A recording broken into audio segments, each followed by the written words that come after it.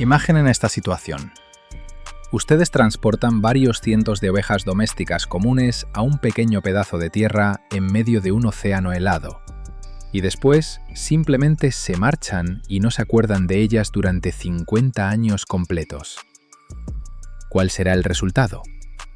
¿Muerte masiva? ¿Extinción total? ¿Tragedia ecológica?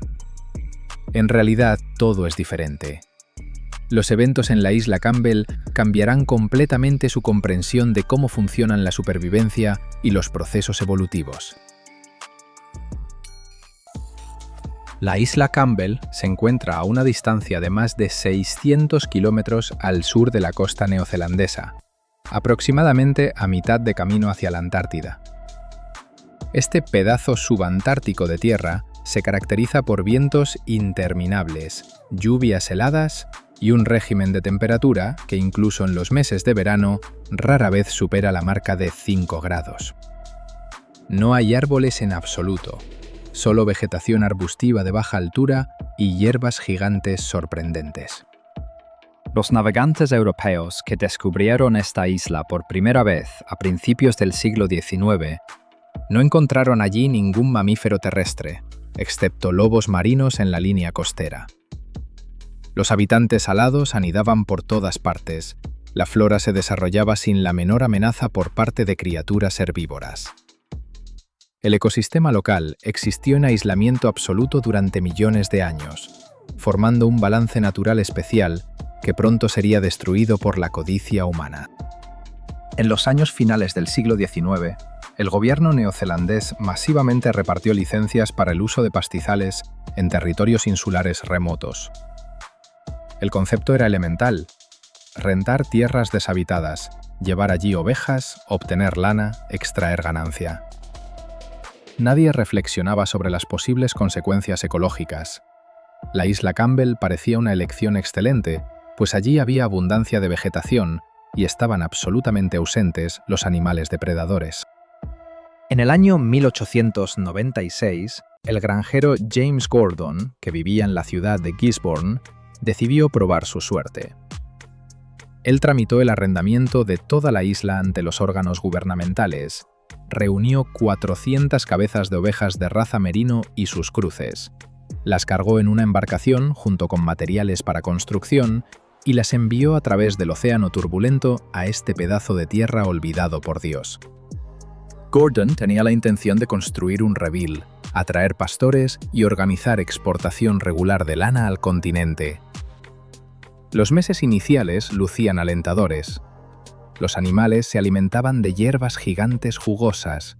Las condiciones climáticas eran brutales, pero las ovejas se las arreglaban con la supervivencia. Sin embargo, bastante pronto, Gordon se enfrentó con la realidad dura. Los costos de transporte resultaron astronómicos, y el valor de mercado de la lana comenzó a caer rápidamente. Para el año 1900, Gordon quebró completamente y terminó el arrendamiento. En su lugar llegó el capitán Tucker, un empresario más ambicioso y menos cauteloso. Tucker llegó a la conclusión de que el problema radicaba en la escala insuficiente de la operación. Él se puso a traer ovejas por cientos, un lote tras otro.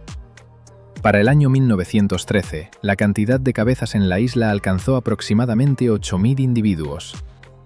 La cantidad del rebaño aumentaba con velocidad asombrosa.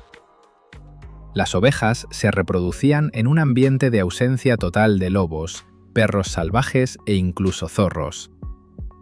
Las únicas amenazas quedaban las heladas, el viento y la escasez de alimento. Los terrenos de pastoreo comenzaron a degradarse. Las megahierbas frágiles, que evolucionaron sin la presencia de mamíferos herbívoros, no se las arreglaban con la recuperación después de un pastoreo tan intensivo. Las megahierbas de la isla Campbell son un fenómeno natural auténtico. Estas plantas poseen hojas del tamaño de un plato grande de comida y flores que superan en brillo a las orquídeas tropicales. El lirio gigante de Ross puede alcanzar una altura de 1 metro. Sus inflorescencias doradas son visibles a gran distancia. El Pleurophyllum, con enormes placas foliares brillantes, forma verdaderos prados parecidos a paisajes fantásticos. Plantas semejantes desarrollaron tales dimensiones para la absorción más eficiente de la escasa radiación solar en condiciones de nubosidad continua y jornadas de verano breves. Sus placas foliares masivas trabajan como paneles solares y la pubescencia densa proporciona protección contra el viento helado. Sin embargo, para las ovejas acostumbradas a pasto estándar, semejante dieta resultó muy lejos de ser óptima. Para el año 1916, los derechos de arrendamiento los compraron dos empresarios del distrito de Otago. Ellos establecieron la Compañía de la Isla Campbell y atrajeron pastores y esquiladores permanentes que vivían en la isla durante todo el año. Las condiciones de trabajo eran extremadamente duras. Los trabajadores habitaban en chozas primitivas, expuestas a corrientes de aire desde todas las direcciones. Durante meses no recibían verduras y frutas frescas. Los pastores recordaban que el viento en la isla sopla sin parar. Puede continuar durante semanas sin interrupción, derribando a la gente y obligándola a moverse en cuatro patas. Las precipitaciones caen 300 días al año, y la niebla llega a ser tan densa que uno puede perderse a 10 metros de su propia vivienda. Trabajar en circunstancias semejantes podían exclusivamente las personalidades más desesperadas o más desesperanzadas. En el año 1927, los derechos de arrendamiento los adquirió un granjero de nombre John Warren. Esto representaba para él la oportunidad final de enriquecerse. Warren invirtió todos sus medios en este proyecto. Transportó adicionalmente 5.000 ovejas, restauró las construcciones y atrajo un nuevo equipo de trabajadores. Durante un periodo breve, pareció que la empresa finalmente alcanzaría el nivel de rentabilidad. Sin embargo, en el año 1929 estalló la Gran Depresión. Las cotizaciones de lana y carne de cordero se derrumbaron por todo el globo terrestre. Lo que valía una libra 7 días antes, ahora no valía ni un chelín. Warren perdió la capacidad de pagar los gastos de transporte, no podía pagar salarios a los trabajadores, no podía ni siquiera proporcionarse provisiones. La isla se transformó de fuente de riqueza en soga financiera. En el año 1931 ocurrió un evento inimaginable. La embarcación de rescate que debía evacuar a los trabajadores se retrasó por 2 años completos. Exactamente así, por 2 años completos. La gente quedó aislada en la isla, sin medios de comunicación, sin reservas de alimentos, sin la menor esperanza de rescate. Existían a base de carne de cordero y plantas comestibles escasas, simplemente intentando sobrevivir hasta el momento de evacuación. Cuando la embarcación finalmente llegó a las costas de la isla, los pastores, agotados y cubiertos de pelos, dieron juramento de nunca más regresar a este pedazo maldito de tierra. Warren quedó absolutamente arruinado. La compañía oficialmente terminó sus actividades en el año 1934. Los derechos de arrendamiento fueron anulados. La isla regresó bajo control gubernamental. ¿Y qué pasó con las ovejas? Aproximadamente 4.000 animales simplemente los dejaron a su suerte. Imagínense una oveja doméstica típica, criada durante siglos de trabajo de selección para existir en una granja. Ella depende totalmente del humano en todo, desde alimentación invernal hasta esquila de verano, desde protección contra depredadores hasta ayuda veterinaria. Ahora imaginen 4.000 seres semejantes, inesperadamente abandonados en uno de los rincones más inhospitalarios del planeta. Los años iniciales resultaron catastróficos. Las ovejas que no fueron esquiladas durante años se cubrían de lana hasta tamaños inimaginables. Animales individuales llevaban sobre sí 20-30 kilogramos de lana mojada y sucia. Esto no era protección, esto era una verdadera maldición. La lana mojada se vuelve más pesada que una piedra, jala hacia abajo, impide el movimiento, provoca infecciones cutáneas y necrosis de tejidos. Las ovejas morían por cientos de cabezas. Unas no podían encontrar cantidad suficiente de comida. Otras caían de agotamiento bajo la masa de su propia lana. Terceras se congelaban en vellones mojados durante tormentas especialmente crueles. Los corderos que aparecían en el mundo en primavera frecuentemente morían en las primeras 24 horas de vida, no adaptados a la realidad cruel de la naturaleza salvaje. Las enfermedades cegaban el rebaño por grupos completos. En ausencia de ayuda veterinaria, cualquier infección se transformaba en sentencia de muerte. Los organismos parasitarios traídos desde el continente se reproducían activamente en la lana caliente y húmeda. La podredumbre de pezuñas se propagaba con velocidad fulminante. Al final de los años 30, la cantidad de la población se redujo según estimaciones a 1000 o incluso menor cantidad de individuos.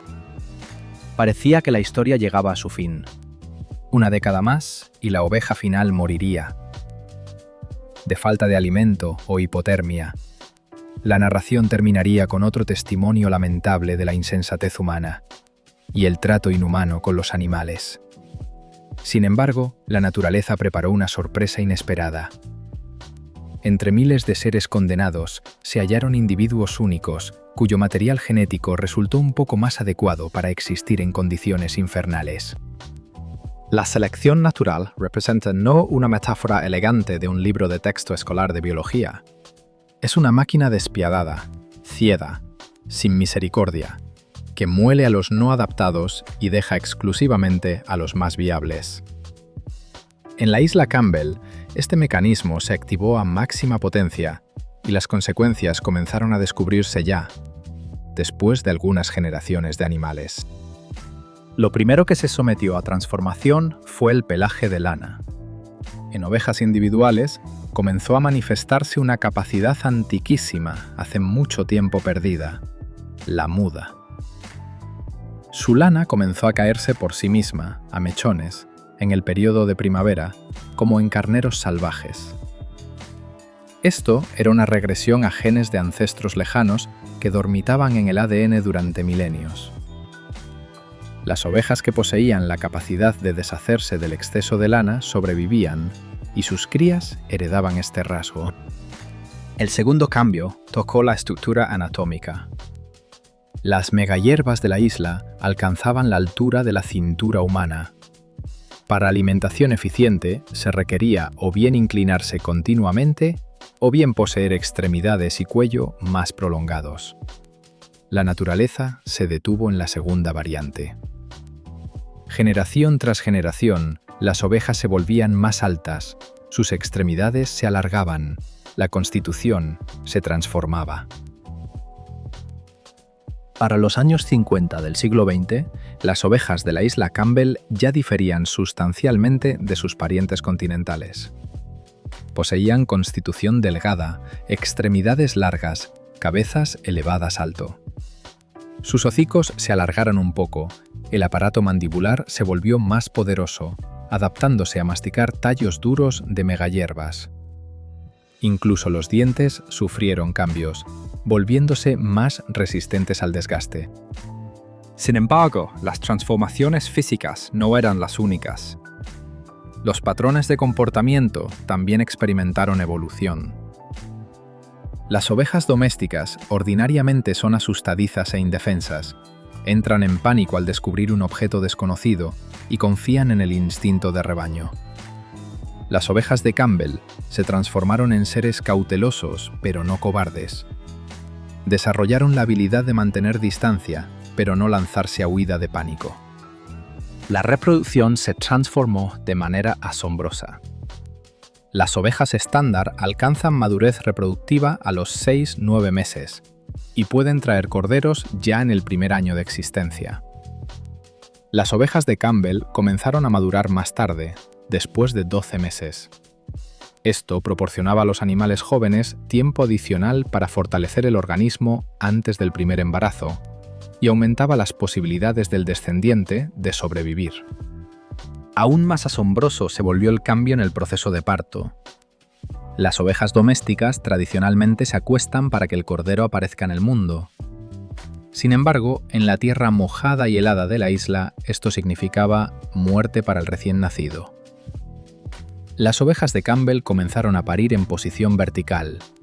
Los corderos caían desde cierta altura, pero en cambio no se sumergían en un charco helado y momentáneamente quedaban sobre sus extremidades. Los corderos recién nacidos también comenzaron a diferir. Se levantaban sobre sus extremidades en el transcurso de minutos contados después de aparecer en el mundo, no horas. Comenzaban a succionar leche prácticamente de inmediato, instintivamente comprendiendo que el retraso era mortalmente peligroso. Las crías débiles y lentas simplemente no sobrevivían hasta el atardecer. Sobrevivían exclusivamente los individuos más fuertes, más veloces, más viables. La población se estabilizó en cierto nivel. Después del colapso hasta indicadores críticos en los años 30 y 40, para los años 50 la cantidad de cabezas nuevamente comenzó a crecer. Ahora estas eran completamente, no aquellas ovejas domésticas indefensas que trajeron medio siglo atrás. Esto era algo nuevo, un híbrido de doméstico y salvaje, formado por casualidad y desesperación. Para los años 60 en la isla, pastaban ya más de 2000 cabezas. Existían en grupos de 20-30 individuos. Se movían por la isla por rutas estacionales. Rodeaban los sectores más peligrosos durante periodos de tormenta. Formaron su propia cultura de supervivencia, transmitida de madre a cría. Los científicos del continente comenzaron a recibir reportes inusuales de los visitantes escasos de la isla. Los marineros que ocasionalmente desembarcaban allí para trabajos de reparación o investigaciones narraban sobre ovejas extrañas. De estatura alta, delgadas, con pelaje de lana despeinado que sobresalía en todas las direcciones. Ovejas que no permitían el acercamiento de humanos más cerca de 50 metros y huían lejos como venados salvajes. Para los años 70, la isla Campbell recibió estatus de reserva natural. Los órganos gubernamentales de Nueva Zelanda iniciaron un programa de restauración del ecosistema inicial. Las megahierbas, que prácticamente desaparecieron a consecuencia del pastoreo excesivo, comenzaron a recuperarse gradualmente en sectores protegidos. Sin embargo, las ovejas representaban un dilema serio. Por un lado, eran animales invasivos que influían destructivamente en la flora única de la isla subantártica. Por otro lado, esto representaba una población única que tenía interés científico colosal. Las ovejas de Campbell se transformaron en un laboratorio vivo de evolución, demostración de cuán rápidamente puede transformarse una especie bajo presión del ambiente. Los biólogos calcularon que en 50 años, aproximadamente 20 generaciones de ovejas, ocurrieron transformaciones que en condiciones estándar requerirían milenios. Esto era evolución acelerada en acción real. Genes que durante siglos se encontraban en estado recesivo inesperadamente salieron a la superficie y se propagaron por la población. Fue tomada la decisión de una variante de compromiso. Las ovejas era necesario eliminarlas para salvar la vegetación. Sin embargo, primero se requería conservar su fondo genético para propósitos científicos. En los años 1975 y 76, a la isla fue enviada una expedición. Su encargo era elemental en papel y extremadamente complejo en práctica: capturar vivas algunas ovejas y transportarlas al continente. Imagínense una cacería de animales salvajes en circunstancias donde un helicóptero puede desplomarse a consecuencia del viento en cualquier segundo, donde la visibilidad rara vez supera 100 metros, donde cada piedra está resbalosa por humedad. Ahora imaginen que su presa representa ovejas de masa cerca de 70 kilogramos, que se mueven más rápido que un humano y se orientan perfectamente en el terreno. La expedición empleó helicópteros para reconocimiento, perros pastores para arreo y esfuerzos físicos significativos. Las ovejas demostraron asustadizo increíble y velocidad. Huían de la gente a distancia de varios kilómetros. trepaban por formaciones rocosas donde un humano solo podía arrastrarse. Animales individuales realizaban saltos desde precipicios, prefiriendo el riesgo de caída al cautiverio. Durante 2 temporadas de trabajo, se logró capturar 58 ovejas.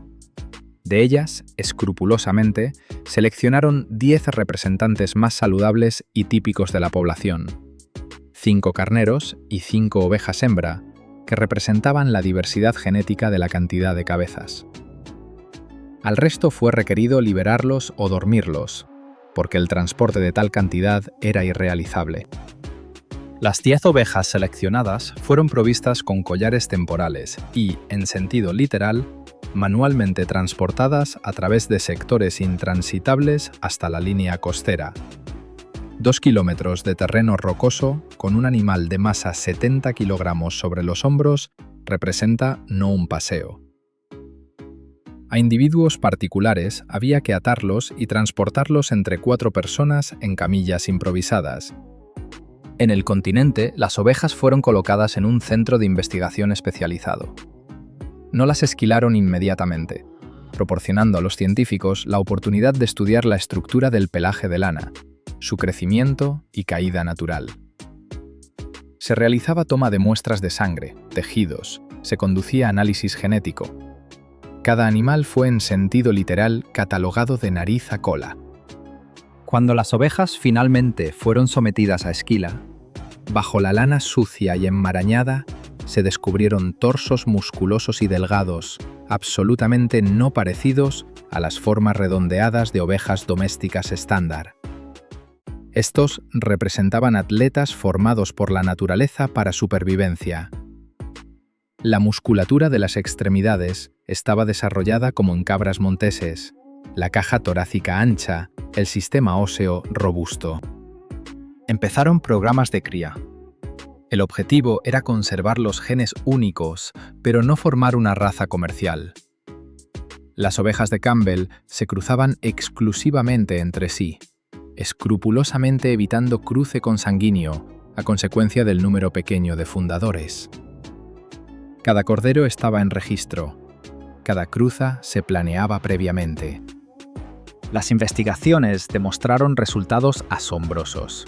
Las ovejas de Campbell poseían resistencia elevada a organismos parasitarios que tradicionalmente atacan a las ovejas domésticas. Se enfermaban menos de neumonía, toleraban mejor la humedad y temperaturas frías.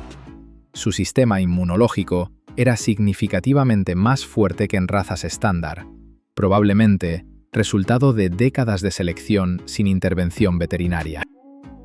La carne de estas ovejas resultó dura y poseía sabor no habitual, lo que era esperado. Fueron criadas no para consumo en comida, sino para lana, y décadas de existencia en dieta escasa de hierbas duras no contribuyeron al marmoleado de la carne. En cambio, la lana, aunque gruesa, poseía características únicas. Prácticamente no absorbía agua y se secaba rápidamente. En la isla misma, mientras tanto, se desarrollaba el drama del acto final. En el año 1970, a través de la isla, erigieron una cerca, dividiendo su parte norte y sur. Todas las ovejas en el norte, aproximadamente 1.300 cabezas, fueron abatidas por cazadores profesionales. Aproximadamente tantas dejaron en el sur para monitoreo. La cantidad de cabezas del sur continuó existiendo y reproduciéndose 1 año y medio más. Los científicos observaban cómo, sin competencia por recursos alimenticios, la población nuevamente creció a varios miles de cabezas. Las merahierbas en el norte comenzaron a recuperarse, demostrando cuánto fuertemente las ovejas impactaban en el ecosistema. Plantas que no veían luz solar durante décadas crecían hasta dimensiones gigantes. Al final de los años 80 llegó el turno de la cantidad de cabezas del sur. Las finales, varios miles de ovejas fueron sistemáticamente eliminadas. Los cazadores trabajaron durante meses peinando cada barranco, cada valle. Las ovejas, para ese momento, se volvieron tan salvajes y cautelosas que a individuos particulares había que rastrearlos durante semanas. La oveja salvaje final de la isla Campbell fue abatida en el año 1991. 105 años de presencia de esta especie en la isla terminaron. Sin embargo, la historia no terminó. En el continente existían descendientes de aquellos 10 animales salvados, portadores del legado genético único formado por casualidad y selección natural. Al inicio de los años 2000, la población de ovejas de Campbell en cautiverio aumentó a varias decenas de individuos. Las mantenían en haciendas agrícolas privadas bajo control más estricto, como exhibiciones de museo vivas. Los criadores se enorgullecían de sus animales inusuales, los demostraban en exposiciones, narraban su historia increíble. Sin embargo, en el año 2017 ocurrió una tragedia. 5 ovejas raras fueron robadas del territorio protegido y matadas. Los motivos del crimen quedaron sin aclarar. Posiblemente era robo ordinario de carne, posiblemente vandalismo. Para la población, esto representó un golpe demoledor. El fondo genético ya de por sí era estrecho, y la pérdida de 5 animales adultos, incluyendo hembras embarazadas, se volvió una catástrofe. En el presente Nueva Zelanda, existen solo varias decenas de ovejas de Campbell de pura sangre. Sus propietarios se unieron en asociación, intercambian material de cría, intentan evitar la endogamia. Cada animal representa un valor enorme. Cada cordero representa una esperanza de conservar la línea única. Los científicos continúan el trabajo de investigación. Los métodos modernos de secuenciación genómica permiten ver cuáles genes concretos se transformaron durante aquellas décadas de aislamiento. Los investigadores descubren mutaciones en genes responsables de termorregulación, inmunidad, estructura del pelaje de lana, metabolismo. Cada descubrimiento agrega detalles al cuadro de evolución rápida. Interés especial representan los genes del sistema inmunológico. Las ovejas de Campbell demuestran variaciones en genes asociados con inmunidad innata, protección contra infecciones bacterianas y virales. Probablemente estas variantes existían en la población inicial en frecuencia baja, y simplemente se propagaron a consecuencia de selección, o posiblemente son mutaciones nuevas surgidas en la isla. La historia de las ovejas de Campbell pone ante los científicos multitud de preguntas. ¿Cuán rápidamente puede ir la evolución en circunstancias extremas? ¿Cuáles genes son más plásticos y se transforman fácilmente? ¿Son capaces los animales domésticos de regresar al estado salvaje en algunas décadas? Y lo más sustancial, ¿qué nos comunica esta historia sobre la naturaleza de la domesticación? La domesticación frecuentemente se considera como un proceso irreversible. Se considera que los animales domésticos están tan transformados por selección artificial que no son capaces de sobrevivir sin el humano. Las ovejas de Campbell demostraron que esto no corresponde a la realidad. Incluso una especie altamente domesticada conserva potencial genético para regreso al modo de existencia salvaje. Esto posee significado práctico para conservación de razas raras. Muchas razas tradicionales de animales domésticos desaparecen, desplazadas por líneas comerciales modernas. Sin embargo, en sus genes puede esconderse información de valor inmenso: adaptaciones a condiciones climáticas concretas, resistencia a enfermedades, capacidad de sobrevivir con forraje pobre. Las ovejas de Campbell también nos recuerdan del peligro ecológico de especies invasivas. Incluso animales domésticos inofensivos a primera vista son capaces de causar daño colosal a ecosistemas únicos. Las megahierbas de la isla sufrieron tan seriamente que especies individuales hasta ahora no se recuperaron completamente después de décadas de remoción de las ovejas. En el presente, la isla Campbell nuevamente pertenece a la naturaleza salvaje. Las megahierbas se extienden en campos enormes. Su florecimiento es observable desde el cosmos. Las aves marinas anidan por millones, cubriendo las pendientes con alfombra sólida. La isla fue inscrita en la lista de Patrimonio Mundial de la UNESCO como un ejemplo único de ecosistema subantártico. A veces, los investigadores que visitan la isla descubren artefactos extraños, huesos viejos de ovejas con extremidades inusualmente prolongadas, mechones de lana de estructura extraña atascados en grietas de rocas. Esto es todo lo que quedó del experimento evolutivo increíble que nadie planeó, pero que transformó nuestra comprensión de adaptación y supervivencia. El destino de las ovejas de la isla Campbell representa una narración sobre despiadado y fe, sobre insensatez humana y resistencia asombrosa de la naturaleza. Es testimonio de que la vida encontrará un camino hacia la existencia, incluso en lugares donde esto parece absolutamente imposible. Y es advertencia de que nuestros actos acarrean consecuencias que se extienden por décadas y siglos. Estos animales se transformaron de criaturas domésticas indefensas en conquistadores resistentes de condiciones duras, listos para luchar con uno de los climas más crueles del planeta.